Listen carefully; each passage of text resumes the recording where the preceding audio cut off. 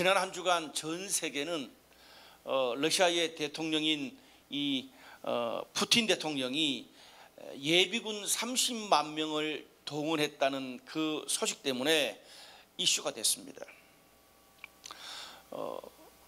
그 사연이 이렇습니다. 우크라이나 군의 반격으로 수세에 몰린 러시아가 2차 세계대전 이후로 처음으로 예비군 동원령을 내린 겁니다. 뿐만 아니라 전쟁 중에 장악했던 그 우크라이나 지역에서 러시아 영토에 편입되는 투표를 강행했습니다. 그러면서 만약에 그 지역이 러시아의 영토가 된다 그러면 자국에 침입하는 모든 세력들에게 핵무기를 날릴 수 있다고 강력하게 경고를 했습니다. 그로 인해서 러시아 전역에서 반전 시위가 일어나고 러시아를 떠나는 비행기는 이미 다 매진이 되었다 그래요. 그리고 국경을 넘어가는 육로로 국경을 넘어가는 그런 차량들이 수십 킬로미터 줄을 서고 있답니다. 또 징집을 피하기 위해서 팔이나 다리를 부러뜨리는 그런 정보들이 온라인에 떠오르고 있대요. 이번 전쟁으로 서방 세계는 계속 이 우크라이나에게 무기를 공급하고 있고 러시아는 천연가스를 끊거나 줄이는 것으로 맞서고 있습니다. 그러다 보니까 전 세계적으로 주가가 꼰두박질 치고 환율이 지금 계속 역대급으로 올라가고 있습니다. 사실 이 우크라이나 러시아 전쟁 때문에 사실 지금 전 세계가 코로나로 몇 년 동안 경기 침체를 겪고 있잖아요. 거기에다가 이 전쟁의 영향까지 미쳤으니까 모든 나라뿐 아니라 개인과 기업도 엄청난 어려움을 겪고 있습니다. 우리가 버는 수입은 그대로구나 줄어들었는데 대출 이자는 계속 올라가니까 감당이 안 되는 거예요. 특별히 개인 사업자들은 죽을 맛입니다. 이렇게 국가와 공동체가 위기에 처할 때 그 속에 살아가는 개인이나 구성원들이 영향을 받을 수밖에 없습니다. 불확실한 그런 상황과 미래 때문에 매 순간 살얼음판을 걷는 그런 불안과 압박감이 계속되고 있습니다. 어떤 사람들은 현재 우리나라가 겪고 있는 전 세계적으로도 마찬가지지만 현재 우리나라가 겪고 있는 이 힘든 상황이 과거 IMF보다 비슷하다 그런 식으로 이야기를 하더라고요. 이런 상황에서 불안한 우리의 멘탈을 바로잡고 또 하나님의 뜻을 우리 삶 가운데 찾아가기 위해서 오늘부터 룻기 강해를 시작하려고 합니다. 특별히 이 룻기 이 시리즈 전체 주제는 불확실한 시대에 찾아온 은혜입니다. 다시요. 불확실한 시대에 찾아온 은혜. 룻기를 저희가 연말까지 한번 살펴보도록 하겠습니다. 먼저 이 룻기에 대해서 짧게 한번 개요가 필요합니다. 룻기는 그 배경이 사사시대입니다. 성경에 이 룻기 바로 앞에 사사기 나오잖아요. 그 사사시대가 룻기의 배경이라고 할 수 있습니다. 사사시대는 이스라엘 백성들이 우리가 얼마 전에 그 여호수아 설교 들었잖아요. 이스라엘 백성들이 가나안 땅을 정복하고 여호수아가 죽은 후부터 그 뒤에 선지자 사무엘과 왕이 탄생하는 그 앞까지 한 300년 정도 되는 그 시기를 사사시대 그렇게 이야기할 수 있겠습니다. 룻기 바로 앞에 사사기에 그런 그 역사가 잘 나와 있습니다. 그런데 이 룻기 바로 앞에 사사기 마지막 장 마지막 구절이 그 시대에 이스라엘 백성들을 이끌 만한 모세, 여호수아, 사무엘 같은 탁월한 지도자가 없었기 때문에 백성들이 자기 생각에 옳은 대로 살았다는 거예요. 그러다 보니까 백성들이 하나님의 말씀과 상관없이 자기 생각에 그냥 옳은 대로 살았어요. 그러니까 죄를 범하고 그들의 삶이 점점 하나님과 멀어지고 그러다가 그 죄의 결과로 주변에 있는 다른 민족들이 침입해서 지배를 받으면 또 하나님께 막 고통 속에서 살려주세요 회개하면 하나님이 다시 사사를 보내셔서 잠깐 그 나라가 회복되는 이런 답답한 패턴들이 이스라엘 백성들의 삶의 그 나라에 계속 반복됐어요. 무려 300년 동안. 그런데 우리가 이 사사기를 쭉 읽어보면 그 사사시대 300년 동안 이스라엘이 외세의 침입과 지배를 받은 기간이 무려 300년 중에 180년이에요. 또 그 300년 동안에 12명의 이상의 사사들이 계속 세워졌다가 바뀌고 그랬어요. 그러니까 이 300년 동안 전쟁 없이 평화롭게 산 날수가 120년밖에 안 돼요. 전쟁 180년 하고 평화가 120년 찾아오고 계속 지도자가 바뀌는 거죠. 그러다 보니까 전쟁으로 죽고 파괴되고 떠나고 이 국민들의 삶이 얼마나 피폐하고 혼란 속에 살았겠습니까? 사사시대는 거기에 살았던 이스라엘 백성들의 삶은 혼란과 불안 그 자체였습니다. 이 룻기 앞에 사사기가 그런 사사시대의 불안한 역사를 다루고 있는 책이라면 그 연이어 있는 룻기는 그런 사사시대를 살면서 한 가정이 겪게 되는 예측할 수 없는 상황에서 찾아온 하나님의 섬세한 위로, 격려, 은혜의 손길을 다루고 있는 것이 룻기입니다. 저는 이런 하나님의 은혜가 현재 지금 우리들의 삶과 가정과 비즈니스와 미래에 가장 필요하다고 생각합니다. 룻기 설교가 진행되는 동안에 그런 불확실한 시대에 찾아온 하나님의 풍성하고 섬세한 은혜의 손길이 저와 여러분의 삶과 가정과 직장과 이 땅에 가득하게 되기를 주님의 이름으로 축복합니다. 먼저 한 두 가지 정도 제가 오늘 본문을 살펴보려고 하는데요. 첫 번째로 한번 따라합시다. 결핍은 내 인생의 본질을 돌아보게 한다. 오늘 본문은 이렇게 시작합니다. 1절에 사사들이 치리하던 때에 그 땅에 흉년이 드니라. 유다 베들레헴의 한 사람이 그의 아내와 두 아들을 데리고 모압 지방에 가서 거류하였는데 이렇게 시작돼요.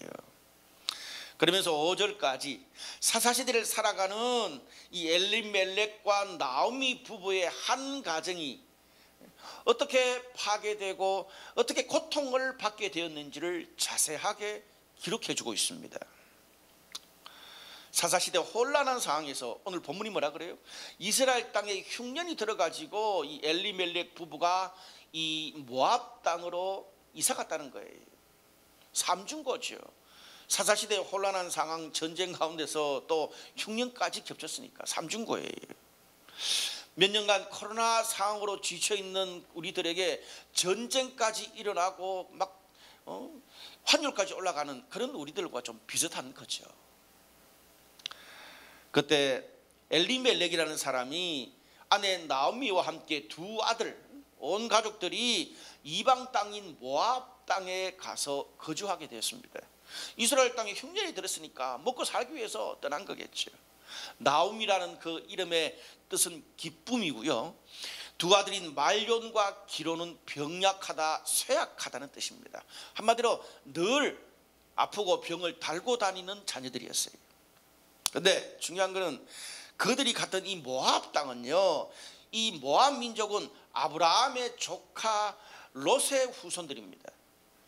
이스라엘 민족 인근에 살지만 사실은 좀 먼 친척이잖아요. 그런데 이 이스라엘과 모압 간에는 대대로 원수처럼 살았습니다. 이스라엘 백성들이 정말 궁핍할 때 도와주지는 못할 망정 친척으로 오히려 모압 민족들이 저주를 퍼부었고요. 늘 하나님을 떠나서 이스라엘 백성들이 우상 숭배하는 그런 죄의 길로 유혹을 하고 부추겼던 것이 모압이었습니다. 뿐만 아니라 결정적인 것은 이 사사시대에 모압 왕 에글론이 이스라엘 땅에 쳐들어와서 무려 18년을 이스라엘을 지배하고 식민지로 삼았어요. 그러니까 뭐 이 모압 그러면 그냥 이스라엘 백성들은 뭐 이방 인인 것뿐 아니라 원수처럼 지낸 거죠. 근데 중요한 것은 우리가 구약 성경에서 우리 그 사람들이 구약 성경의 하나님의 백성들이 이스라엘 땅을 떠나서 이방 땅에 가서 산다는 것은 신앙적인 것을 포기하고 하나님으로부터 점점 멀어져 가고 있다는 것을 의미합니다. 아브라함도 그 땅에 흉년이 들어서 이집트로 가고 이방 땅으로 몇 번 갔잖아요. 먹고 사는 그런 명분이 있지만 하나님을 믿는 신앙으로부터는 떠날 수밖에 없다는 거예요. 이방 땅으로 가서 산다는 게. 왜냐하면 이방 땅에는 하나님을 예배할 수 있는 그런 장소, 공동체도 없잖아요. 또 당시에 이 이스라엘 주변의 이방 민족들이 너무나 성적으로 타락하고 하나님이 싫어하시는, 정말 제가 이 여호수아 설교할 때 그렇게 이야기했잖아요. 그들의 문화가 너무 죄가 많고 타락해서 하나님께 저주를 받을 정도라 그랬습니다. 그런데 그런 모압 땅이지만 지금 당장 흉년이 들었으니까 엘리멜렉의 입장에서는 신앙적인 것을 잠시 포기하고 돈 좀 벌고 안정이 되면 내가 다시 이스라엘 땅으로 돌아와야지, 그러면서 이스라엘을 떠나서 모압 땅으로 갔을 거예요. 그런데 문제는 그게 뜻대로 잘 안 됐어요. 그 모압 땅에서 남편 엘리멜렉이 죽고 남은 두 아들이 신앙의 여인을 만날 기회가 없잖아요. 그러다 보니까 이방 여인들, 모압 여인들과 결혼할 수밖에 없어요. 그 가정에 자연스럽게 신앙의 문화가 아니라 믿지 않는 이방의 그런 문화가 그 가정에 들어올 수밖에 없음을 이야기해 주고 있습니다, 성경이. 그런데 그렇게 모압 땅에서 10년을 살다가 병약한 두 아들마저 죽고 그냥 이 과부 3명이 그냥 남게 된 거예요. 당시 룻기가 써질 이 시기는, 사사시대는 이 농경과 목축시대고 지금 기원전이잖아요. 그러다 보니까 정말 가부장적인 그런 사회였습니다. 그러다 보니까 과부는 당시 사회에서 먹고 살아갈 수 있는 기반이 없어요. 사회에서 가장 열악하고 소외된 계층이 고아와 과부였어요.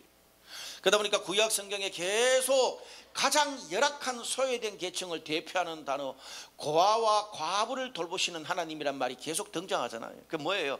가장 작고 연약한 자를 돌본다는 뜻이에요. 그게 과부예요. 그런데 그런 과부가 한 명도 아니고 시어머니의 며느리 둘까지 3명이나 있었으니까 이건 먹고 살기 위해서 이방 땅으로 갔다가 돈 잃고 남편과 두 아들 다 죽고 신앙마저 다 잃어버린 거예요. 나오미가 자신의 그런 모습을 보고 이렇게 고백하는 게 성경에 나옵니다. 21절에 내가 풍족하게 나갔더니 여호와께서 내게 비어 돌아오게 하셨느니라. 여호와께서 나를 징벌하셨고 전능자가 나를 괴롭게 하셨거늘. 참 씁쓸한 그런 고백이에요. 무슨 말입니까? 내가 이방 땅에 갔다가 모든 것을 다 잃어버리고 있었던 것마저 다 잃어버리고 빈손 빈털터리가 되어서 돌아오게 되었다는 거예요. 나오미는 지금 자신의 이런 상황을 어떻게 평가해요? 우리 가족이 신앙을 버리고 먹고 사는 것만 생각해서 이방 땅으로 갔다가 하나님께 벌 받은 것이라고. 우리가 신앙적으로 살지 않고 먹고 사는 것만 생각해서 이방 땅으로 갔다가 하나님께 벌 받은 거라고 그렇게 지독한 말을 합니다. 우리는 오늘 이렇게 딱 1장 처음부터 혼란한 사사시대에 이방 땅 모압 땅에서 쫄딱 망해서 빈손으로 나오는 나오미의 가정을 보면서 개인, 가정, 나라 그 어디에도 희망이 잘 보이지 않습니다. 요즘 제가 주변에 성도들을 만나면 희망이 보이지 않는다, 개인의 삶이나 또 우리 직장이나 우리 나라를 봐도 희망이 잘 보이지 않는다, 그런 이야기를 흔히 듣습니다. 사사시대는 더 했어요.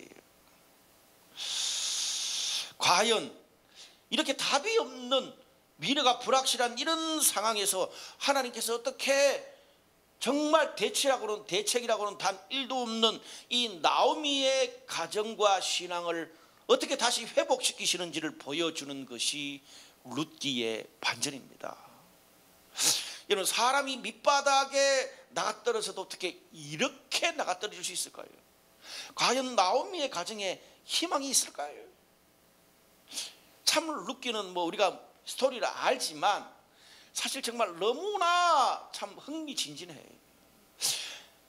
바닥에 완전 밑바닥으로 추락한 나오미의 가정과 신앙을 하나님이 다시 일으킬 수 있다면 어떠한 상황에 처해 있는 사람들도 하나님 오늘날도 다시금 일으키고 회복시킬 수 있습니다.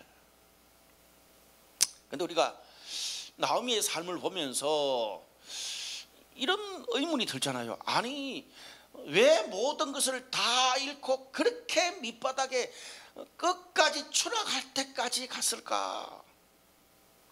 그 전에 멈추거나 돌아서거나 무슨 조치를 좀 취했으면 좋았을 텐데 그런 생각이 들지 않았어요? 들잖아요. 그런데 여러분, 우리가 남의 삶에 훈수 뜰 때는 쉽게 그렇게 말할 수 있는데 정작 내 삶에 적용해 보면 말처럼 그렇게 쉽지 않습니다. 이렇게 살면 안 된다는 걸 우리가 몰라요? 뻔히 다 알면서도 오랫동안 내 삶에 익숙해져 버린 습관과 패턴 때문에 참다가 멈출 수가 없어요. 사사기처럼, 오늘 이 나오미의 가정처럼 음식과 커피를 보면 안 먹어야지 살이 찌는데 아는데 맛있는 거 보면 참다가 식욕이 당겨서 결국은 먹을 수밖에 없고요. 저런 사람과 엮이면 안 된다는 것을 너무나 잘 알고 엮여가지고 피해를 보면서도 또 몇 년 지나고 나면 까먹고 또 엮여있는 우리를 발견합니다. 좋아하는 물건, 내 스타일의 물건 보면 안 사야지 하다가 결국은 더 비싼 가격에 결제를 해버리고 말아요. 제가 그래요. 이런 행동, 이런 말을 하면은 남편과 아내가, 자녀가, 주변 사람들이 싫어한다는 걸 아는데 결국 결정적인 순간에 가서 그런 행동을 해가지고 관계가 걷잡을 수 없는 지경까지 가게 됩니다. 신앙생활도요 그런 것 같아요. 6개월, 1년 그냥 반짝 열심히 하다가 또 삶의 이런 핑계 저런 핑계로 늘어난 고무줄처럼 하나님과 담쌓고 살다가 몇 년 동안 그렇게 살다가 만신창이가 되어서 어느 날 돌아옵니다. 이제는 신앙생활을 잘해야지, 하나님 뜻대로 살아야지, 하나님 감사합니다. 그러다가 또 6개월, 1년 뒤 되면 다시 옛날에 그 만신창이 된 그 하나님과 멀어진 신앙 상태로 돌아가요. 그걸 계속 뭐 5년, 10년, 20년 평생을 반복해요. 사사기에 나오는 이스라엘 백성들처럼. 그런데 이렇게 설교하는 저는 뭐 잘 되느냐? 저도 잘 안 돼요. 그게 잘 됐으면 제 몸매가 이렇게 됐겠어요? 사람들 만날 때는 약속이 있어서 뭐 좋은 레스토랑이나 이런 데 가서 만날 때 안 먹어야지 막 마음에 결심을 합니다. 근데 한 몇 주 참다가도 지난주 한 모임에서 이 이촌에 가가지고 멋진 레스토랑에서 식사를 했는데 너무 맛있는 게 나왔어. 그냥 막 도저히 안 되고 또 맛있는 거에다가 탄산음 몇 가지 막 엄청 먹고 이미 거기서 끝났어야 돼. 근데 그 주변에 한국을 대표하는 정말 맛있는 카페가 있어서 그 카페에 가서 커피도 엄청 먹고 또 거기에 또 한국에서 유명한 팥빙수가 있어서 더 맛있는 팥빙수까지 먹고 집에 오면서 얼마나 후회했는지 몰라요. 성도들은 제발 저 만날 때 맛있는 거 주지 마세요. 여러분, 우리 주변에 보면은 간혹 다른 사람 생각은 1%도 안 하고 자기 마음대로 아나무인처럼 다른 사람 뭐 상처 주는 것을 고사하고 그냥 다른 사람을 지근지근 밟으면서 사는 그런 사람도 우리 주변에 있잖아요. 도저히 가까이 할 수 없는 그런 사람이요. 근데 신기한 거는 그런 사람도요, 중병이 걸려서 살 날이 3개월, 6개월밖에 안 남았다 그러면 어김없이 그때부터 천사가 됩니다. 제 직업상 이런 분들을 꽤나 많이 신방할 때가 있잖아요. 찾아가면 뭐라고 하는 줄 아세요? 그전에는 우리 집에 목사 오면 소금 뿌린다고 와이프한테 그러나 놓고 병원에 가서 신방하면 그래요. 목사님, 제가 정말 하나님 앞에 잘못 살았습니다. 이제는 착하게 신앙생활하고 또 그동안 상처 준 사람들한테 다 화해하고 더 이상 욕과 저주의 말이 아니라 사랑과 축복의 말 하겠습니다. 그래요. 너무 늦었어. 참, 근데 사람이에요. 몸과 마음이 망가지든지 관계가 깨지든지 파산을 하든지 신앙이 더 이상 이 나오미의 가정처럼 추락할 데가 없어서 스스로 컨트롤할 수 없는 지경까지 가야 멈추거나 돌아오게 되는 우리를 발견합니다. 오늘 하나님의 모습은 저와 여러분 우리들의 모습이기도 해요. 사사기의 이스라엘 백성들과 나오미의 삶처럼 알면서도 지긋지긋한 삶의 습관과 패턴들이 반복돼요. 지난 한 주 동안도 우리 각자 선 곳에서 우리 나름대로의 그런 습관 패턴을 계속 안 해야지 안 되는지 알면서도 반복했을 거예요. 또 주일날 와서 회개하고 또 그러고. 우리 삶이 사사기예요. 그게 제일 많은 인간의 삶입니다. 그런데 오늘 인생의 결핍과 결정적 위기가 찾아온 나오미, 아니 우리들에게 성경이 제시하는 해답이 있습니다. 근데 사실 좀 생뚱맞아요. 6절 말씀에 그 여인이 모압 지방에서 여호와께서 자기 백성을 돌보시사 그들에게 양식을 주셨다 함을 듣고 이에 두 며느리와 함께 일어나 모압 지방에서 돌아오려 하여, 이렇게 되어 있습니다. 이방 땅에서 모든 것을 다 잃고 그냥 넋이 나가서 주저앉아 있던 나오미에게 한 가지 소식이 들려왔는데 그게 낙심한 나오미의 마음에 꽂혔습니다. 뭡니까? 하나님께서 자기 백성을 돌보셔서 양식을 주셨다는 거예요. 다시, 하나님께서 자기 백성을 돌보셔서 양식을 주셨다. 여기 하나님이 돌보신다 그럴 때 이 돌보신다는 뜻은 이 원어로 보면 주의 깊게 살피다, 방문하다, 또 방문해서 문제를 해결해 주다, 그런 뜻이 포함되어 있습니다. 하나님께서 수십 년 동안 다른 이방 민족들에게 침략당하고 지배를 받고 흉년까지 들어서 사람들이 떠날 수밖에 없는 그런 황폐해진 이스라엘 땅에 방문 찾아오셔서 그 땅에 다시 양식을 풍성하게 주셨대요. 그 말이에요. 참 감사한 말이죠. 그래서 이방 땅에 흉년이 들었을 때 오히려 이스라엘 땅에는 풍년이 찾아와서 고통받고 굶어 죽고 떠나는 사람들이 돌아오고 그 땅에 다시 행복이 찾아왔다는 소식을 나오미가 들었어요. 과거에 그 땅에 흉년이 들어서 풍년인 이방 땅으로 돌아왔다면 이제는 거꾸로 뭐예요? 이방 땅에 흉년이 들었는데 과거에 내가 있었던 그 하나님이 계신 아버지의 집 이스라엘 땅에 풍년이 들어서 찾아오게 되는 거죠. 하나님이 왜 그렇게 하셨을까요? 여러분, 냉철하게 따져봤을 때 사사시대 이스라엘 백성들은 자신들의 반복적인 죄의 습관 패턴대로 살아가지고 하나님 앞에 죄를 범하고 나라도 잃고 흉년이 된 거 아니에요. 그들은 뭔가 달라져서 하나님이 풍년을 주신 게 아니에요. 그들이 하나님 앞에 축복받을 그 어떤 이유도 없어요. 회개를 했거나 돌아섰거나 그런 게 별로 없어요. 그런데 오늘 성경이 뭐라 그래요? 오직 한 가지, 하나님이 자기 백성 하나님의 자녀이기 때문에 그들을 돌보셨고 그들의 열악한 상황을 보시고 찾아오셔서 양식을 주신 거예요.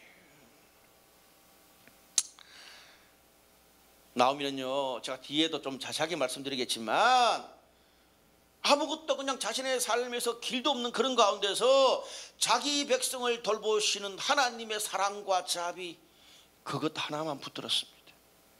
그래서 이스라엘 땅으로 돌아오려고 결심합니다. 이스라엘 땅으로 돌아가야지, 이스라엘 땅으로 돌아가야지, 아버지가 계신 곳 아버지의 집으로 돌아가야지, 그 생각을 하고 난 이후부터 오늘 이 성경에 보면은 돌아간다, 이스라엘 땅으로 돌아간다는 표현이 지금 계속 나옵니다. 무려 10회 정도가 나옵니다. 돌아간다는 표현이. 7절에도 두 며느리도 유다 땅으로 돌아오려고 길을 가다가 8절에 너희의 어머니의 집으로 돌아가라. 10절에 어머니의 백성에게로 돌아가겠나이다. 11절 12절 내 딸들아 되돌아가라 두 번 나오고요. 15절에 내 동서는 그의 백성과 신에게로 돌아가니 너도 동서를 따라 돌아가라. 16절 돌아가라 강건하지 마옵소서. 21절에 여호와께서 내게 비어 돌아오게 하셨느니라. 1장에서 가장 많이 나오는 단어는 돌아간다는 단어예요. 컴백. 그런 면에서 이 룻기 1장은 하나님을 떠나서 이방 땅에서 모든 것을 잃은 나오미가 다시 아버지의 집으로 돌아가는 이야기예요. 컴백홈이에요. 하나님께 돌아오라, 하나님께 돌아가라. 이게 룻기 1장의 포인트입니다. 여러분, 인간의 습성은요, 잘 나갈 때, 내가 잘 나갈 때는 내가 걸어왔던 길을 돌아보기가 쉽지 않습니다. 나의 말과 행동, 태도, 가정에서의 모습, 또 교회에서의 모습, 그런 여러 가지 모든 것을 돌아보기가 쉽지 않아요. 왜? 잘 나갈 때는 그냥 내가 해온 것대로 쭉 계속 가거든요. 근데 내 삶의 결핍과 진정한 고통, 위기가 찾아오면 달라집니다. 그때는 어떻게 해요? 내 인생과 운명과 관계의 본질과 내가 이 일을 왜 해야 되지? 이유를 돌아보게 돼요. 내가 왜 하는 것마다 안 풀릴까? 내가 뭐 때문에 이렇게 됐을까? 도대체 내가 살아온 길이 뭐가 잘못됐지? 나오미처럼 내가 하나님의 길을 떠나서 너무 하나님으로부터 멀어져서 내 삶이, 우리 가정이, 이 직장이, 공동체가 이런 벌을 받는 걸까? 그제서야 하나님 앞에서 내 삶이 무엇이 잘못되었는지 신앙의 본질에 접근하기 시작합니다. 급기야 하다 안 되면 마지막에 하나님, 이 위기만 이 결정적 위기만 벗어나게 해주신다면 내가 이제부터 주님 위해서 살겠고 예배하고 봉사하고 11조와 성교 헌금까지 내 인생도 드리겠습니다. 그동안 한 번도 생각도 못했던 딜을 하나님과 하게 되더라고요. 그래서 목회하고 선교하게 되는 그런 사람들도 간혹 있잖아요. 그런 면에서 결핍과 인생의 위기는 내 삶의 길을 진정으로 돌아볼 수 있고 하나님께 돌아갈 수 있는 길이기도 합니다. 불확실한 우리의 인생에서 어쩌면 결핍과 위기가 우리가 하나님께 돌아갈 수 있는 그런 하나님의 숨겨놓으신 축복일 수 있습니다. 인정하기는 싫지만. 두 번째로 따라합시다. 어떤 이유도 아버지의 집으로 돌아가는 것보다 중요하지 않다. 우리 삶의 어떤 이유도 아버지의 집으로 돌아가는 것보다 중요하지 않습니다. 자, 그럼 그 뒤에 나오미가 어떤 선택을 했는지 봅시다. 1절 말씀에 앉죠. 나중에 뒤에 보면 이에 두 며느리와 함께 일어나 모압 지방에서 돌아오려 하여 있던 곳에서 나오고 두 며느리도 그와 함께 유다 땅으로 돌아오려고 길을 가다가 6절과 7절 말씀입니다. 여기의 핵심은 모압 지방에서 돌아오려고 있던 곳에서 나오고 유다 땅으로 길을 갔다는 거예요. 나오미가요, 이스라엘 땅으로 돌아가려고 마음만 먹은 게 아니에요. 있던 곳 뭐예요? 모압 땅이잖아요. 있던 곳에 있었던 모든 삶을 다 정리하고 빠져나와서 이스라엘 땅으로 가는 길로 접어들어서 그 길을 갔다는 거예요. 무슨 말이에요? 지금까지 10여 년 동안 살아왔던 삶을 바꾸고 돌이켰다는 거죠. 이게 회개예요, 사실은.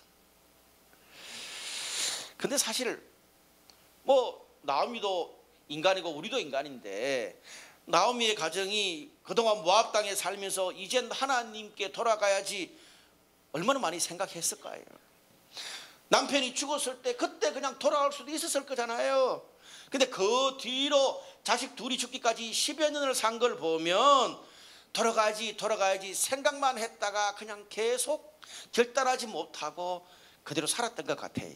근데 두 아들까지 죽으면서 이제는 모든 것을 다 제쳐두고 아무 조건 없이 아버지가 계신 곳으로 돌아가는 것이 최고의 우선순위가 돼버린 거예요. 이제 한이 돼버린 거예요. 그래, 이제 그 어떤 이유도 중요하지 않다. 내가 잘 되든지 못 되든지 거기서 죽든지 상관없이 나는 무조건 하나님이 계신 이스라엘 땅으로 돌아갈 거야. 속된 말로 못 먹어도 고 이렇게 한 거예요. 모든 것들이 다 정리되고 해결되고 난 뒤에 돌아가겠다, 그렇게 하지 않았습니다. 그렇다고 지금 이 나이 많은 나오미가 이스라엘에 돌아가서 과부가 뭐 대먹고 살지 대책도 없어요.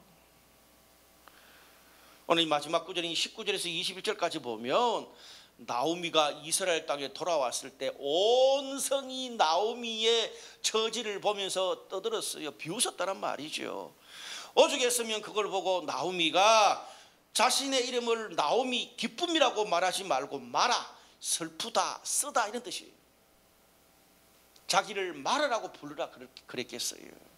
그러면서 내 이 가정과 내 인생은 하나님께 벌 받은 거야, 신앙적으로 안 살아서. 그런 쓴소리까지 하게 됐어요. 근데 이런 모든 것보다 어떤 이유, 어떤 핑계, 수많은 사람 돌아왔을 때 사람들이 말하는 그런 수많은 부담이 있었음에도 불구하고 모든 것을 뒤로하고 나오미가 하나님께 돌아가는 길을 선택합니다. 마음이 정리된 것도 아니에요. 자신의 삶에 정리된 것이 그거 하나도 없어요. 그런데 무조건 아버지께 돌아가야지, 이렇게 된 거예요. 내가 지금 빈손이 되었고 내 삶이 혼란투성이고 내 미래는 너무 불확실하지만 지금 다시 아버지의 집으로 돌아갈 수 있다면 그것만으로 족하다. 그게 나오미의 마음이었어요. 그래서 뭐예요? 내가 지금 너무나 내 삶이 추락했지만 보잘것없지만 하나님께 나아가기만 하면 아무 조건 없이 아버지께서 자기 백성에게 만족할 만한 양식을 주실 것이다. 그 소리 하나를 들었고요, 그것 하나 붙잡고 나오미가 하나님께 나아가고 있습니다. 대책이 없어요. 근데 성경은 그게 믿음이라고 말합니다. 나오미가 이방 땅에 살았던 것처럼 내가 지금까지 어디에서 어떤 모습으로 살았고 있었는지, 나의 새 출발에 함께 가는 사람이 누군지, 현재 내 모습이 어떤지, 사람들이 나를 어떻게 판단할지, 이러다가 또 내 패턴대로 6개월 뒤, 1년 뒤에 다시 하나님께 나갔다가 다시 또 옛날로 돌아가고 그럴지라도 하나님 아버지에게는 그게 중요한 것이 아닙니다. 여러분, 우리가 사사기 보면 이스라엘 백성들의 죄와 습관들이 300년 동안 하나님께 돌아오고 재범하고 살려달라고 그러고, 이게 이 패턴이 300년 동안 지긋지긋하게 반복됐어요. 룻기에 보면 나오미가 대책 없이 너무나 빈털터리가 되어서 너무 늦게 하나님께 돌아왔어. 그런데 여러분, 사사기와 룻기에 왜 이런 이야기가 있어요? 그거를 강조하기 위해서 아니에요. 그렇게 늘 죄를 반복하는 이스라엘 백성들과 너무 늦게 돌아오고 실패한 나오미를 강조하기 위해서 룻기와 사사기가 있는 게 아니고, 그렇게 가장 추락하고 늘 평생 반복되더라도 그런 상황 중에도 너희가 하나님께 돌아오기만 하면 희한한 방법을 통해서라도 하나님이 반드시 구원해내고 살려내신다. 이것이 룻기가 말하는 하나님의 은혜, 하나님의 자비, 복음입니다. 여러분, 그런 면에서 신앙은요, 내 마음, 내 모습이 나는 중요한데 하나님은 그렇게 중요하지 않으세요. 하나님은 그것보다 지금 네가 어느 길로 가느냐, 어디로 가느냐가 중요하세요. 그래서 죄를 범한 그런 아담한테 네가 지금 어디 있느냐라고 물었잖아요. 구약 성경에 네가 지금 어디 있느냐, 어디로 가느냐, 지금 누구에게 어디로 나아가고 있느냐, 하나님은 그게 중요해요. 답답하고 흔들리고 쓰러질 때가 있지만 네가 지금 하나님께 가까이 가는 길로 가고 있느냐, 나오미처럼, 아니면 하나님의 길과 상관없는 다른 길로 가고 있느냐, 이게 중요해요. 하나님한테는 우리가 하나님의 집으로 가고 있다면 잠시 쓰러지고 엎어져도 또 결국 누군가 일으켜 세워줄 수 있습니다. 오늘 룻기에 나오는 나오미의 가정처럼 여러분, 보아스라는 사람이 나타나서 이렇게 룻의 가정을 살려줄 줄 누가 알았겠어요? 근데 만약에 우리가 다른 길로 접어든다면 어떻게 돼요? 아무리 그가 하나님께 가는 간절한 마음이 있어도 이미 하나님께 가는 길이 아니기 때문에 그가 쓰러졌을 때 손잡아서 일으켜 줄 사람이 없습니다. 혼자 쏟아지는 비를 고스란히 다 맞아야 돼요. 우리가 결핍과 인생의 위기에서 나오미처럼 하나님께 돌아갈 수 있는 길을 발견하고 정말 하나님께 나아갈 수만 있다면 결핍은 추락이 아니라 새로운 하나님의 길을 가는 것이 되고 내 일생의 소중함을 다시 발견하는 반전의 기회가 될 줄 믿습니다. 말씀의 결론을 맺을게요. 여기서 질문 하나. 제가 조금 현실적인 그런 면이 있는 사람이잖아요. 여기서 질문 하나. 지금 이 본문 1장에 나오는 이 나오미한테는 뭐가 필요해요? 지금 제일 나오미한테 급한 게 뭐예요? 당장 돈, 거주할 집, 이스라엘 땅에 가서 먹고 살 계획이 필요한데 그런 구체적인 현실적인 이야기는 하나도 안 하고 성경은 자꾸 하나님이 계신 이스라엘 땅으로 돌아오라고만 해요. 돌아오라 돌아오라. 이런 패턴은 룻기뿐 아니라 구약 성경에 계속 반복돼요. 여러분, 구약 성경에 보세요. 계속 하나님은 아파도 돌아오라, 가정이 어려도 돌아오라, 나라가 힘들어도 돌아오라, 무조건 돌아오고 시작하는 거예요. 나오미처럼 우리 삶에 절실한 필요들이 너무나 구체적인 것들이 많은데 왜 하나님은 자꾸 돌아오라고만 하실까? 아니, 하나님께 나가면 밥이 나옵니까? 돈이 나옵니까? 이게 룻기 1장 처음 대할 때 우리 마음이에요. 그런데 우리가 룻기 다 읽고 나면 여기 하나님의 깊으신 뜻이 있다는 것을 발견하게 됩니다. 여러분, 현실적으로 나이 많은 나오미가 정말 철저하게 계획을 잘 준비해서 이스라엘 땅에 간다고 한들 그 계획이 몇 프로 현실적으로 실현될 수 있었을 것 같아요.